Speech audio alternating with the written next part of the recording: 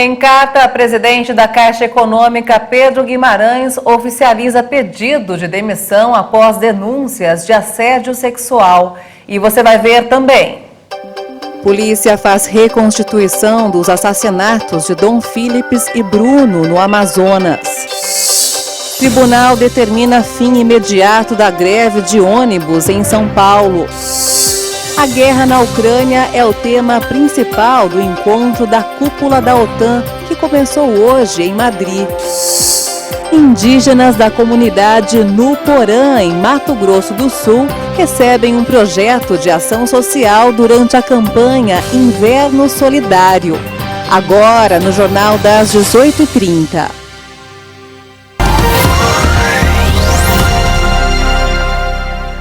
Olá, boa noite. São 18h31 pelo horário de Brasília e você acompanha agora as principais notícias do Brasil e do mundo desta quarta-feira.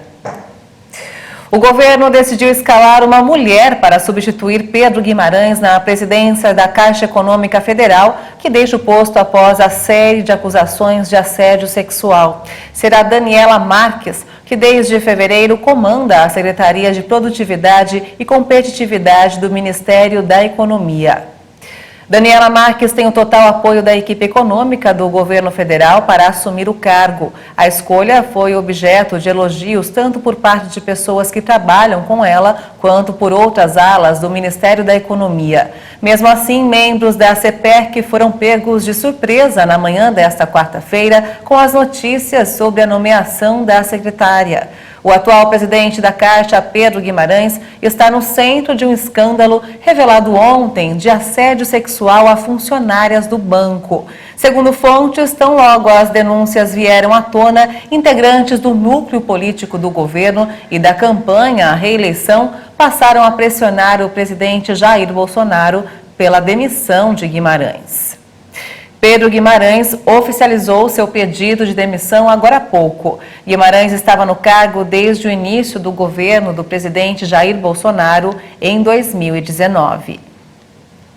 Em menos de 15 dias, motoristas e cobradores de ônibus de São Paulo paralisaram novamente as atividades. A greve prejudicou 1,5 milhão de pessoas na capital paulista. A Roseli estava mais de 1 hora esperando por um ônibus para conseguir chegar ao trabalho. Ela não sabia que os motoristas e cobradores estavam em greve. Não liguei a televisão de manhã. E agora? Já a Lívia, que sabia da greve, tentava uma outra alternativa para chegar ao hospital em que trabalha, na zona oeste de São Paulo. Hoje já cancelaram 4 viagens, agora estou esperando o último para ver se ele me leva. O preço aumentou muito? Hoje está R$15, geralmente é 8, 9, deu uma aumentadinha assim. Pela segunda vez em junho, motoristas e cobradores de ônibus da capital paulista paralisaram as atividades. Apesar do sindicato patronal ter garantido reajuste salarial de 12,47%, os trabalhadores afirmaram que outras reivindicações como hora de almoço remunerada, participação de lucros e resultados e planos de carreiras não foram atendidas. Segundo a SPTrans, 675 linhas com mais de 6 mil ônibus foram atingidas. Cerca de 1,5 milhão de passageiros ficaram sem transporte durante o período da manhã. Assim como na última paralisação, a Justiça tinha determinado que 80% dos ônibus deveriam rodar no horário de pico e 60% nos demais horários. Mas, segundo a Kátia, que esperava há horas, isso não foi respeitado. Hoje nada. Hoje está muito difícil. E quando pega, as peruas são todas lotadas, mal dá para entrar, né? Acaba tendo confusão, porque as pessoas querem descer, não conseguem descer, porque está super lotada. Então é muito difícil mesmo para a gente que sai todos os dias para trabalhar, né? A Companhia de Engenharia de Tráfego liberou as faixas exclusivas de ônibus para carros de passeio e suspendeu o rodízio municipal. O trânsito ficou complicado nos principais corredores de São Paulo. No período da manhã foram registrados 146 quilômetros de vias congestionadas. Já os principais terminais de ônibus permaneceram assim, vazios. E a Roseli só conseguiu transporte depois que a patroa deu um jeitinho. Eu liguei para ela e ela mandou pegar um táxi e ir para casa dela, para mim trabalhar. O TRT julgou a greve abusiva e pede a volta imediata dos motoristas. O Exército Brasileiro e as polícias federal e civil realizam nesta quarta-feira em Atalaia do Norte a segunda reconstituição dos assassinatos do indigenista Bruno Araújo Pereira e do jornalista inglês Dom Phillips. Os suspeitos Amarildo da Costa de Oliveira e Jefferson da Silva Lima foram levados para as áreas do crime para participarem nas investigações. Primeira reconstituição do caso, somente Amarildo da Costa de Oliveira participou. As versões colhidas nesta quarta-feira foram confrontadas com a alegação feita por ele de que Jefferson da Silva Lima teria atirado nas vítimas. O local onde os corpos foram escondidos e as comunidades São Rafael, São Gabriel e Caxeira vão passar por análise policial. Desde o início desta quarta-feira, equipes da Polícia Federal e da Polícia Civil do Amazonas movimentam o porto de Atalaia do Norte. Os barcos utilizados pelas vítimas e pelo pescador Amarildo no dia do crime foram empregados nas simulações com o objetivo de verificar se os relatos das testemunhas e dos suspeitos são condizentes com a realidade. A velocidade das embarcações no momento em que os suspeitos perseguiam as vítimas vai ser verificada como prova técnica. Até agora, 20 testemunhas já foram ouvidas, segundo o delegado de polícia responsável pelas investigações.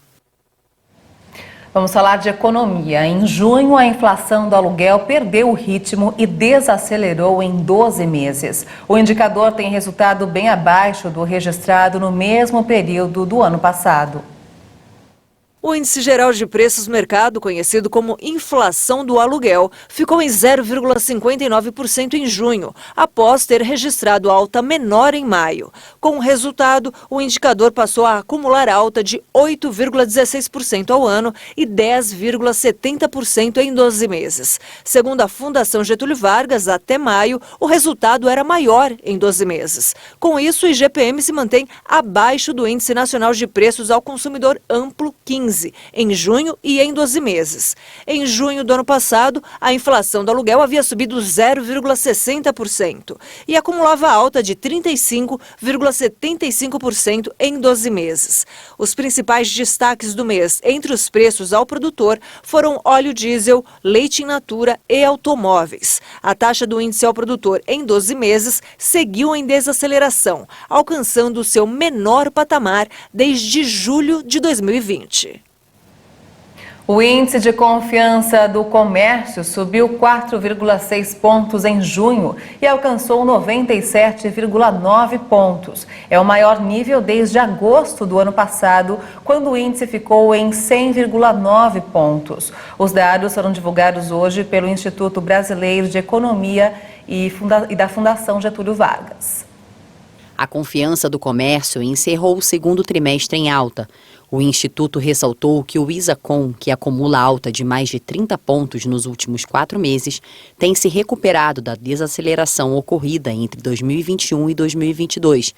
Houve aumento de 7,4 pontos. Já o índice de expectativas avançou para 87,5 pontos. Segundo o FGV-IBRE, em junho a alta ocorreu nos 6 principais segmentos da pesquisa, influenciado pelo avanço do índice de situação atual, o ISACOM, e do índice de expectativas, que avançou 1,8 ponto para 87,5 pontos. O ISACOM subiu pelo 4º mês consecutivo e atingiu 108,5 pontos, o maior valor desde julho de 2021, quando ficou em 108,7 pontos. E vamos agora ao mercado financeiro. O dólar fechou em queda nesta quarta-feira, perdendo fôlego depois de alcançar o maior patamar em quase 5 meses na última sessão, com os participantes monitorando dados sobre a economia dos Estados Unidos. A moeda norte-americana caiu 1,38% e encerrou o dia cotada a R$ 5,192 na venda. O Ibovespa, o principal índice da Bolsa de Valores de São Paulo, a B3, também fechou em queda hoje, dia marcado pela alta volatilidade. O índice fechou em queda de 0,96% aos 99.621 pontos. Muitos consumidores têm se assustado aí com o preço do leite longa-vida nos mercados do país. Em alguns locais, uma caixa pode custar até R$ 10. O preço do leite costuma subir durante a entre-safra, que vai de abril a junho, de acordo com o Centro de Estudos Avançados de Economia Aplicada, o CPEA. É quando o clima mais seco prejudica a oferta e a qualidade das pastagens. E esse ano a situação ficou ainda pior. 2 foram os principais motivos para a alta no custo do leite. O primeiro deles foi o Laninha, efeito climático que diminuiu as chuvas e afetou a qualidade dos pastos para o gado. O outro foi o aumento do preço da ração, que por sua vez foi puxada pelos custos dos combustíveis e dos fertilizantes. De acordo com o Índice Nacional de Preços ao Consumidor Amplo, o IPCA 15, o aumento no preço do leite começou a ser registrado em fevereiro, com elevação de 1,04%. Mas o pico foi em abril, quando o aumento atingiu 12,21%. E em junho, o dado parcial aponta alta de 3,45%. Especialistas do setor acreditam que a situação não deve mudar até setembro, quando termina a entre-safra. Foi lançada hoje a campanha Vacina Mais, que visa incentivar a vacinação diante da queda nos índices de cobertura no país. A iniciativa é do Conselho Nacional de Saúde, em conjunto com a Organização Pan-Americana de Saúde e os conselhos de secretários de saúde e de secretarias municipais de saúde. A presidência do Conselho Nacional de Saúde, o CNS, informou durante a cerimônia de lançamento da campanha de que as notícias que destacam que as vacinas levam à morte são falsas.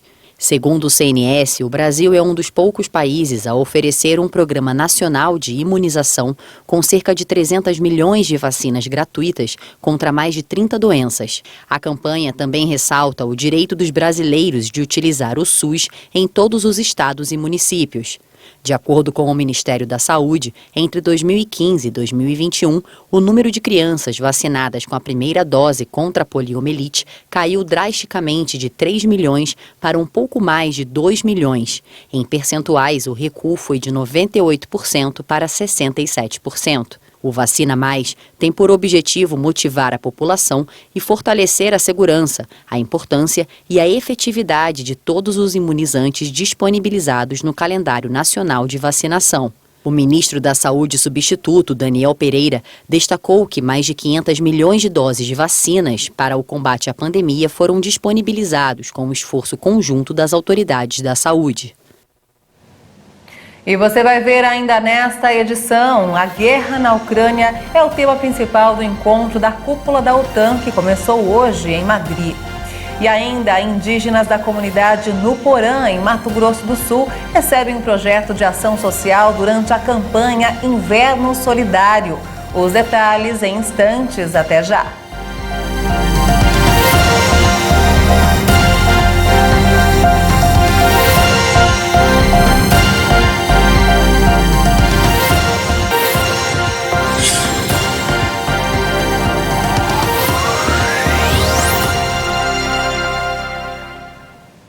Estamos de volta, são 18 horas e 45 minutos pelo horário de Brasília. E vamos agora direto ao Rio de Janeiro com informações desta quarta-feira com o repórter Anderson Nascimento. Boa noite, Anderson. Boa noite, Maria Alice. Nesta quarta-feira, os fluminenses tiveram mais uma manhã de sofrimento com o transporte público no Rio. Atrasos, superlotação e passageiros com problemas para chegar no horário em seus compromissos diariamente. Essa é a rotina dos que utilizam os trens da Supervia. Segundo a companhia, isso é o resultado de furtos de cabos, que quase triplicou esse ano em comparação com o mesmo período de 2021. A concessionária registrou mais de 900 furtos, uma média de 5 por dia, e mais de 56 quilômetros de cabos foram levados por criminosos. A Supervia diz que houve um aumento de 60% das ocorrências e de 75% na quantidade de cabos furtados de janeiro até o dia 26 de junho deste ano. Se nós compararmos com o primeiro semestre do ano passado, olha como ficou diferente. Neste ano já foram mais de 900 furtos, quase 57 mil metros de cabos e 7 tiroteios, enquanto que em 2021 foram 364 furtos, 14 mil metros de cabos e 14 tiroteios. A Supervia também aponta o número de tiroteios nas imediações do sistema que impactam na circulação dos trens. E mais um caso da varíola dos macacos foi confirmado no Rio. A Secretaria Estadual de Saúde do Rio de Janeiro confirmou hoje o 5º caso de varíola dos macacos no estado. Segundo nota divulgada pela Secretaria, 3 pacientes residem na cidade do Rio de Janeiro e 1 em Maricá, no Grande Rio. O 5º caso é de um residente de Londres que estava em viagem ao Rio quando foi confirmada a doença. Há ainda 4 casos suspeitos da doença em investigação no estado, de acordo com a Secretaria Estadual de Saúde. E para fechar, vamos com o caso de Henri Borel. Monique Medeiros, a mãe do menino Henri Borel, foi transferida na manhã desta quarta-feira para o presídio de Benfica, conforme ordem judicial. Ela deixou a 16ª Delegacia de Polícia da Barra da Tijuca por volta das 10h05 da manhã. Fez o exame de corpo de delito no Instituto Médico Legal e chegou às 11 da manhã em Benfica. De lá, seguirá para o Instituto Penal Santo Expedito, em Bangu, na Zona Oeste. Na última terça-feira, o desembargador Joaquim Domingos, da 7ª Vara Criminal do Tribunal de Justiça do Rio, determinou que Monique voltasse para a cadeia. A professora cumpriu a decisão e se apresentou na delegacia da Barra horas depois. A Monique e o padrasto de Henri, o ex-vereador Dr. Jairinho, são réus pela morte da criança. Segundo a polícia, Jairinho torturou o menino e a mãe sabia. Bom, Maria Alice, a justiça está correndo, né? Eu fico por aqui, amanhã eu volto com mais informações do Rio de Janeiro. Até lá. Obrigada, Anderson, que seja feita a justiça nesse caso horrível, com certeza. Obrigada pelas informações. Vamos falar agora sobre a guerra na Ucrânia. O presidente do país, Volodymyr Zelensky, divulgou um vídeo do momento em que míssil russo atingiu um shopping, provocando a morte de vários civis. Enquanto isso, a guerra é o tema principal do encontro da cúpula da OTAN, que começou hoje em Madrid, na Espanha. Volodymyr Zelensky divulgou o vídeo que mostra o momento exato em que um míssil atribuído aos russos atingiu um shopping em Kremenchuk na última segunda-feira.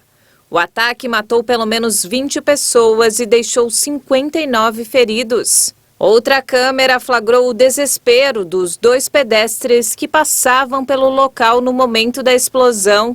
Segundo o Ministério da Defesa da Ucrânia, 2.811 mísseis russos já atingiram o país desde o início da guerra.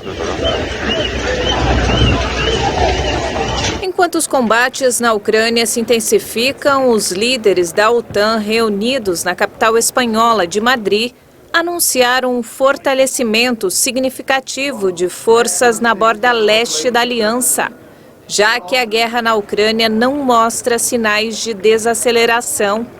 Finlândia e Suécia foram convidadas formalmente para integrar a aliança. Uma presença militar americana reforçada na Europa Oriental e 2 novos membros da OTAN, um que compartilha uma fronteira de mais de 1.200 quilômetros com a Rússia, é exatamente o resultado que o presidente russo Vladimir Putin esperava evitar quando invadiu a Ucrânia há mais de 4 meses. No entanto, mesmo que os objetivos de Putin não tenham se concretizado e o conflito continue, o momento está favorecendo a Rússia. O presidente da Ucrânia, Volodymyr Zelensky, falou com os membros da OTAN por videoconferência e pediu mais ajuda militar. A Ucrânia já recebeu sistemas de artilharia modernos e estou muito grato por isso. Mas a guerra continua e é uma guerra em que a artilharia é de grande importância. Para evitar que o conflito se arraste, precisamos de muito mais sistemas modernos e artilharia. Os membros da OTAN, que já enviaram bilhões de dólares em ajuda a Kiev, devem anunciar um programa de assistência completo para ajudar o país a fazer valer o direito à legítima defesa. E de volta ao Brasil, vamos agora falar de esporte. Quem está aqui com todas as informações é Leonardo Félix. Boa noite, Léo. Boa noite, Maria Alice. Boa noite a todos que nos acompanham aqui na RIT. Vamos falar de futebol, né? Quarta-feira é dia clássico de futebol. E tem reforço pintando no Corinthians. O Zenit da Rússia anunciou nesta quarta-feira a transferência do atacante Yuri Alberto para o Alvinegro. O empréstimo vai até o meio de 2023. O jogador esteve na Neoquímica Arena nesta terça-feira para acompanhar o empate de 0-0 diante do Boca Juniors pelas oitavas de final da Libertadores da América. Nesta quarta-feira, nas redes sociais, o clube russo confirmou a saída do atacante. Na negociação, o Timão enviará 2 jogadores ao Zenit. O goleiro Ivan, de 25 anos, e o meia Gustavo Mantuan, de 21. A cessão dos 3 jogadores terá cláusula de opção de compra com valor fixado. Yuri Alberto está no Brasil, de férias em São José dos Campos, e deve se juntar ao elenco em breve. Mantuan e Ivan só viajam para a Rússia depois do jogo de volta da Copa do Brasil contra o Santos, dia 13, na Vila Belmiro. O campeonato russo tem início no dia 15. O Internacional, ex-clube de Yuri, também foi concorrente no negócio. O jogador foi vendido pelos gaúchos ao Zenit no fim de janeiro deste ano por 25 milhões de euros, 149 milhões de reais na época. Pelo Zenit foram 14 jogos disputados e 6 gols marcados. Yuri Alberto foi formado pelo Santos, mas na metade de 2020 foi para o Internacional. Ele também participou da seleção brasileira sub-17. O atacante marcou 31 gols em 85 partidas pelo Inter entre 2020 e 2021.